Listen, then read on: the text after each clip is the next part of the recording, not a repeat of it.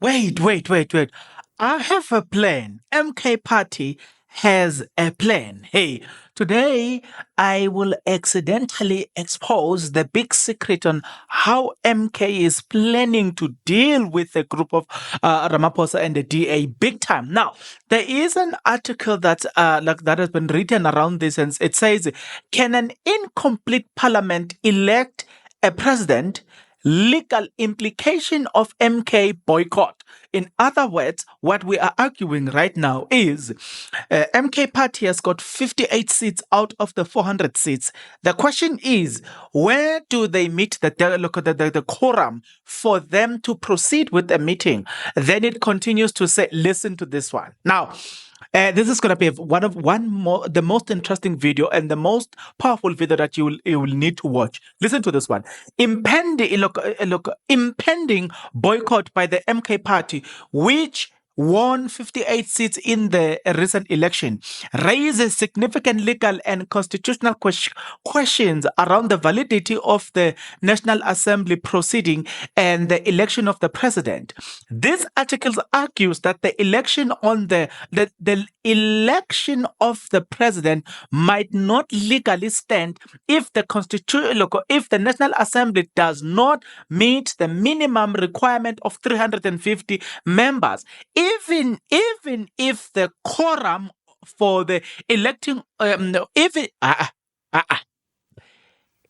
if the quorum for electing the president is technically met, the MK Party has a strong legal argument that the National Assembly is not valid constituted without at least 350 members, rendering any presidential election potentially unconstitutional. What I get from this is that we have read, we look, as other people have said, that you need the quorum can be met by 150 or so. That's what people are saying. But what I'm hearing here is that no, for you to elect a president, you need a minimum of 350 out of 400 for you to elect a president. Other than that, you will never and you can never elect a president, not unless otherwise you meet this requirement. Did you hear me very well saying you need to meet this requirement? Yes, I said it so. You need to meet this requirement. So MK Party, we'll continue going down through this article, right? Yeah, you know what? This is what I find it weird, is that when you ask people to borrow you their cars, they find it difficult. To borrow you their phones, they find it difficult. To give you their wives, definitely not. To give you their husband, definitely not. To borrow you their children, definitely not. Their houses, not. All those things to give you money, definitely not. But when you ask them to do this, if you are not yet subscribed, what are you waiting for? Come on, good people, because to subscribe it is free. To like the video, it is free. To comment in the comment section below, it is free of charge. To click the notification bell, it is free of charge. To share this video, it is free of charge. To watch this video until the end, it is free of charge. Also, good people, come on, to watch the ads, it's free of charge, and that's how you financially contribute to this YouTube channel. Speaking about financially contribution to the channel, you can become a member of this YouTube channel from as little as 20 Rand a month. You can also use the Super Thanks button. In case you don't want to do that, guys, there is a way where you can use my media company banking details to donate to the channel, and you know what I'm saying, we'll bring you more, and also guys want to buy more equipment. So the power is in your hands. Please do the honorable thing as we proceed. Definitely they should do it, because it's free of charge. So why wouldn't you do something free? Because all the other things you wouldn't do it, because honestly, it takes something time and no, do it, guys. Now it says the constitutional framework, minimum composition of the National Assembly, Section 46 bracket 1 of the South African Constitution states, I quote, "The National Assembly consists of no fewer than 350 and no more than 300 members elected in terms of the electoral system that results in general and in proportional representation, close quote. This provision mandates that the National Assembly have at least 350 members to constitutionally valid. This requirement is not merely an inspirational, it is a local binding legally and threshold that ensure the proper representation and functionality of the legislative body. Oh, Aibo. Now, section 46, paragraph 1, creating a bit of a conundrum. But we will see. Friday is just around the corner. Today, we are waiting for press conference left, right, and center. People are going to be addressing us, telling us what they think they are, because they are playing. Quorum for deciding making. No, please note. Hey, what an incredible job. Hey, Section 53, paragraph 1 of the Constitution specify that quorum requirements, I quote, bracket 1, except where the Constitution provides otherwise, bracket A majority of members of the National Assembly must be present before a vote may be taken on a bill or amendment to a bill. Bracket B, a decision concerning any other matter before the National Assembly may be taken only if at least 1/3 of the members are present in a National Assembly. I think that is very much clear, right? Close quote. For the election of the president, this quorum translates into 1/3 of the members. If the assembly has 400 members, 1/3 will be approximately 134, right? If it has 350 members, 1/3 will be approximately 117, right? So this 100 because I heard somebody saying that they will meet the requirement. They only need 150, and so there will be more than 150 people to constitute this decision. But now, I saw that. But listen to this one: legal and constitutional analysis, insufficient composition, and its implication. Listen to this one. Guys, while the Constitution allows the election of president with a quorum of 1/3 of the members, this quorum pre-purposes that the National Assembly is valid, constituted with the first place. If the MK party boycott the swearing in and only 342 members are present, the National Assembly falls short of the constitutional mandated minimum of 315. In other words, you can't proceed because, come on, you don't reach the requirement. That is what I'm reading from this article. What an interesting one, eh? Key arguments: the legitimacy of the National Assembly to elect a president hangs on its valid composition. Without meeting the minimum threshold of 350 members, the National Assembly cannot be deemed constitutional valid, irrespective of whether the quorum for electing a president is met. But I get this one. I need to go back a bit. It says, the legitimacy of National Assembly to elect a president hangs on its valid composition with The legitimacy of the National Assembly to elect a president hang on its composition. Without meeting the minimum threshold of 350 members, the National Assembly cannot be deemed constitutional valid, irrespective of whether the quorum for electing a president is met or not. Oh, my God. Hey. Hi. It's quite interesting, eh? You can see I'm energized when I read the article. All right. Potential constitutional crisis. If the National Assembly proceeds with electing a president with fewer than 350 members sworn in, it creates a legal paradox. While the procedural quorum for electing is sufficient, the fundamental requirement for the assembly's existence is not. This discrepancy leads to constitutional crisis where the action of improperly constituted assembly can be legally challenged. Yay. I don't know if you see this. It's a smaller nyana thing, right? Like a smaller nyana thing, man. That's I don't know. It's gonna be interesting. You see, guys, we are about to have the most interesting. You see, we are about to have the most interesting tension. I don't know who's gonna be whether it's gonna be Ramaphosa, but it's about to be the most interesting one, in the history of South Africa, because it's going to be challenged left, right, and center. Hey, now listen: judicial intervention and legal president.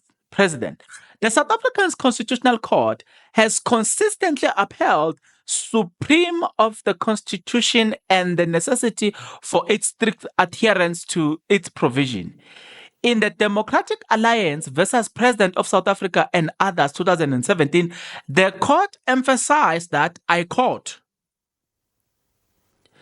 the Constitution is not a set of pieces exhortation. It is a law and must be implemented and followed as such. Close quote.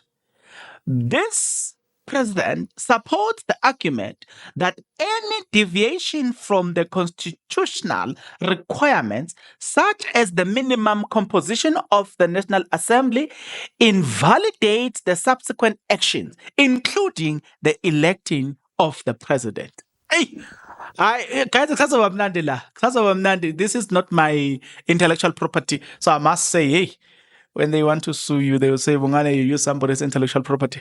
I must quote who. Look, the article was shared by Anilem Gotama. He's of the MK party, so I will also try and check the original author of the article, if need be. If it was in a form of, I will see if I cannot copy all of this and paste it in the video description, because, like I said, it's not my intellectual property, so I'm just reading from somebody else. I just found it interesting, and I must say that, and I agree that on record. That is not my intellectual property. MK Party's legal standing. The MK Party decision to boycott, resulting in fewer than 350 members, place it on firm legal ground to challenge the validity of the National Assembly and any presidential election conducted under these circumstances. The Constitution clearly mandate a minimum of 350 members for for assembly to function legally. Thus, any attempt to elect a president without meeting this threshold can be argued as unconstitutional, subject to nullification by the court. Conclusion. When the legal minds are arguing, you don't wanna say anything because it's the legal minds that are arguing. Conclusion: the MK Party's boycott not only highlight a critical constitutional issue, but also underscore the importance of adhering to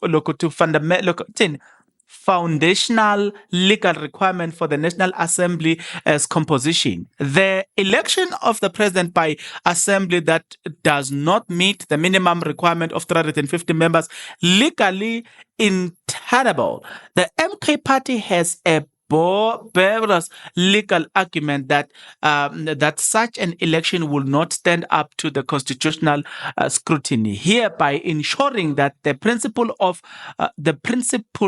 constitutional law and democracy representation are upheld. This situation necessitates judicial intervention to resolve constitutional impasse and affirm the rule of the law in South Africa. Hey, so I'm gonna ask this question. I'm still trying to check if there's no link, and I'm trying to. Oh, okay. This one it is. It comes from. It comes from. Okay, this person, the person who wrote this article, is a legal journalist. Report and no look. Yeah, he's a legal journalist. That's what I'm seeing at Tabo Ramela. Yes, Ramela. At Tabo Ramela. I'm trying to give credit to the person, the author of the article, but the article was not written in a format that uh, I think it was not written in a format that I can just copy the article, the link, and post it there and give credit to the person who give credit to the person, and you know what I'm saying, show people that this is where the article came from. But there's something that he's saying here which makes me think, and I'm kind of saying to myself, okay, so the minimum requirement requires 350, and MK Party says we're not coming. We've got 358. We're not coming. Here's a question. What if the other part have okay, how best can I say this? What if the other part have not have, but what if the other part they manage to go and find people from the MK Party who are on the list? What if something like that happen? What if you go get those people? You have them come to court, sworn in, and maybe since MK Party has got 358, what if you only get 8? I don't know, 358. They got 58 seats in parliament. What if you only get the 8 people to come in there? Just something I'm thinking to myself. I don't understand. Remember that I'm asking this from a layman point of view. I don't understand how that it works, because remember, these people are representing a political party. So, do they need the consent from a political party to say, we are sending so and so to stand on our behalf? But I think there must be something along those lines, because otherwise I can just go there and say I stand for, or I represent MK Party. I'm making an example. But then let's say in a worst case scenario where a legitimate person who's on the list has been appointed to, or has been set, who is supposed to be sown, but they just under the political party, they decide that they are not going to, they decide that they are not going to, they are going to attend the local parliament. Wouldn't it then make them meet the requirement? I'm just wondering. I hope my concern is very clear, that it centers around the. What do we call this? It centers around this thing to say, if I have money and I go and bribe 8 members from the MK Party list that are supposed to be sown in parliament, and I have them come to parliament, will it not help me get the numbers correctly so?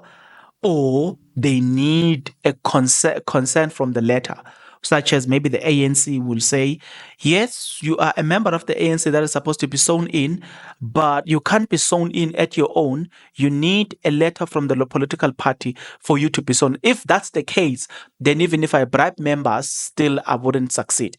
But if I don't bribe, you know what I'm saying? So if I can't bribe, if I can't bribe these people, or even if I can bribe these people, still they need a consent from their political party. There must be that official communication. If that's the case, then guys, this year's election we are going to see something we've never seen. Go starting from now, going you are dealing with people who love the Constitution. They love playing around the Constitution. You know what I'm saying? They love poking holes. And there are those holes that they will poke and something that you are not aware of. That's what I like about these people. They like doing that. You know what I'm saying? That is MK Party. So they're a marvel to watch because they're not predictable. So it's going to be interesting to see how all these things unfold. What are your anticipation? Get into the comment section below. Tell me what you think.